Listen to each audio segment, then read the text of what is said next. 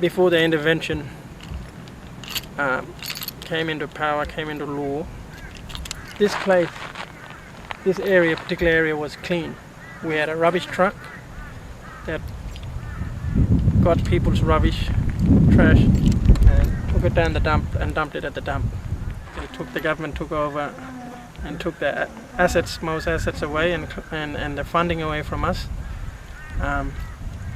Here we are today. People are still taking their trash out, taking their rubbish with their private vehicles and dumping it here because they simply can't drive out there with their small cars. Among these rubbish are a compound element that's used to build houses in the 70s, and this stuff is called asbestos. It's just devastating. Hello? Well, back in 1966, one of the people, Gurindji, they've been walk off. What they've been walk off for? Tea and sugar and flour. And back, they would have the longest strike in Aboriginal history. Back in 1975, one of them got here, got with and come up here from Cool Room, from Parliament House, up to Daguragu, and give that thing, that soil. And give it left. And now we're going backward now, through by that basic card. We want to get this land back to our people, Gurindji people. They took this land for 5 years without this little, without Gurindji people know it, nothing. They got no shame to take it. They should ask us. They take that permit away. It's not right. That's why we got to fight for our land. We got to get our land back. Like that old men, when they passed out, they've been strong. It's out there to be strong. We got to think about our land. Because Ngalai old people, they've been fight for it. They've been fight for that Daguragu. I'm crying inside. I've been fighting for 3 years. They're not even going to recognize our culture and our laws. Where our ancestors gave it to us. They got their own laws. Their own laws. They've given us no choice. We don't realize what's going to happen to our kids' future. They're going to be treated the same. We talk about keeping our culture, our language alive, but the Australian government wants us to live like them. It's as if Jenny Macklin is going to tell me how I should look after my kids and how I should look after my house and my people. Mel Brough and John Howard, they had this thing called normalisation. That Aboriginal people should come out of the Stone Age and live normal. I tell you what, I'm as normal as I'm going to be. I know where I come from, I know where my family come from, I know where my great-grandfather's country. But we live in third world conditions. We don't neglect our families or our peoples, it's the Australian government that neglects theirs, the people that they represent. You know what we need? We need our old CDB program back. You look like CDB, how many people have been working? Hundreds of people. Now, you've got maybe 30 or 40 people just working for shy. Couple of young people here just walking around, no job. We had people running the health clinic, local health clinic. We had people, CDP workers, running the aged care centre to look after old people. We had meals being delivered. We had people looking after the making smokehouse, and we had people working in the old shop behind me in the garage. To my right is the nursery, and there was horticulture work done there, growing trees and making gardens, etc. So that stopped, completely stopped. This machine here is a brick making machine. There was about 8 to 10 working workers, CDP workers, working around the shed to build our own houses and help us build the rec hall, recreation hall. And what do people feel now about not working? People are upset, they're bored, they're angry with the government.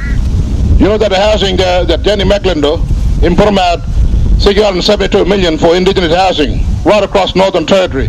Any new house was built up here or in Daguragu? Nothing. This house was built in the 70s, and we got a bit of problem in the houses. See, we had a big crack here right through. You can see from the inside. One going up here, one up here to the power point.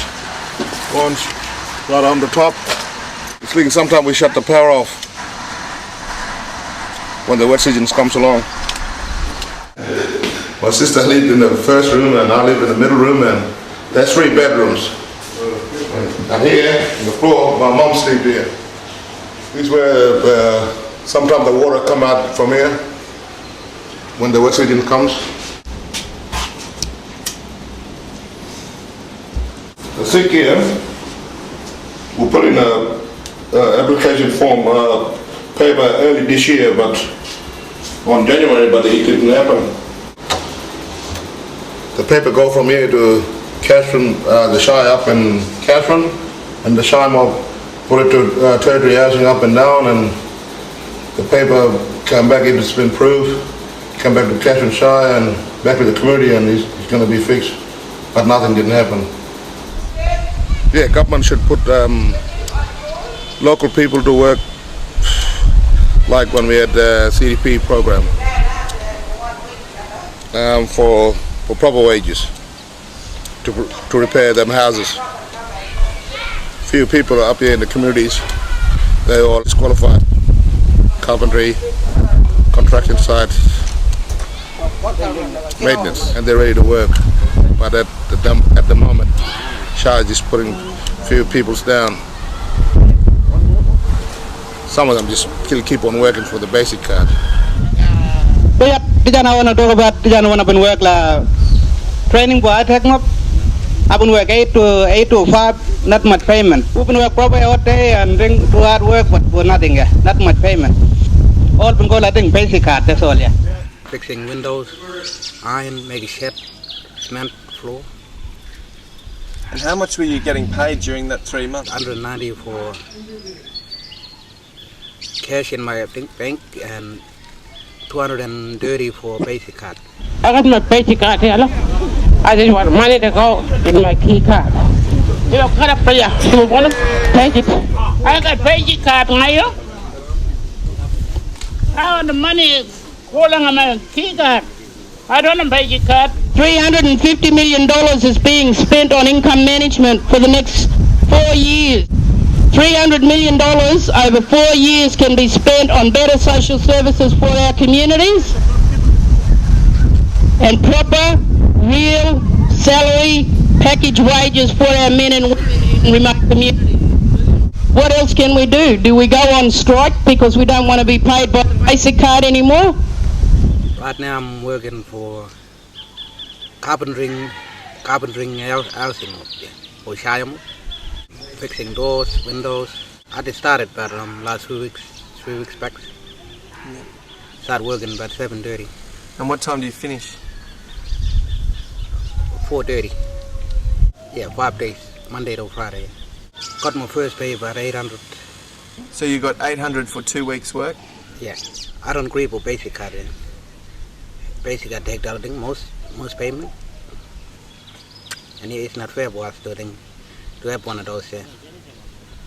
We're doing fencing. Fence around. How much are you guys getting paid? Around about $436. 436 for a fortnight. Yeah. 8 to 12, we're getting paid from CDP, but settling payment, Just getting paid by settling with that basic card. And 1 to 3, we're getting paid by contract.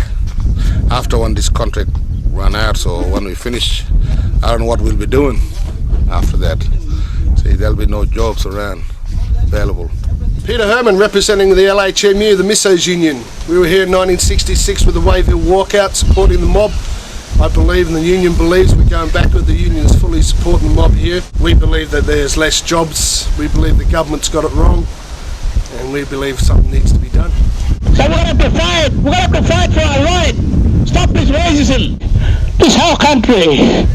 Ain't that white fella this country? If a black fella this country. White fella would just come up and put his house and everything.